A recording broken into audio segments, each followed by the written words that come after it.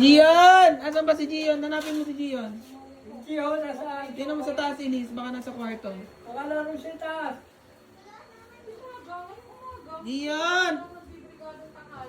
Soy, tawagin mo si Gian. Tawagin mo si Gian, dali. Gion!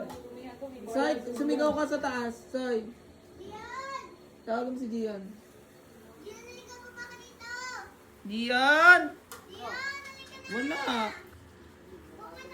Ako, hanapin nyo na sa kabila. Baka nasa kabila si Gian. Gian! Ay! Pero balik ako na kayo. Naku, wala si Gian. Lumabas na yata si Gian. Gian! Elise, tawagin mo nga doon kila Ina.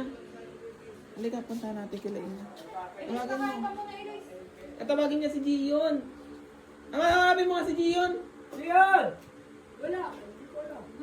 Doon sa taasing na mo. Yung manok, natatakot yun. Baka kainin ng aswang yun. Asan kaya yun? Ano yun?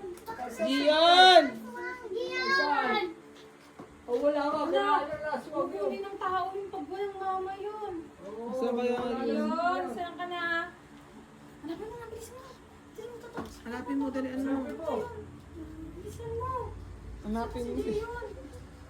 Wala. Wala na si Gion. Hala. Oh. Tingnan mo sa taas. Lola, tingnan mo sa kwarto si Gian. Ay, sa kaya si Gion. Tingnan mo nga sa taas, Ama. Tingnan mo sa kwarto, Ama. Saan? Tingnan mo si Gian. Nasa na. Ay, naku. Mayroon pa namang kumukuha ng bata kapag di nakikita ng mama yun. Tingnan mo si Gian. Oh, wala si Gian. Nasaan kaya yun? Gion.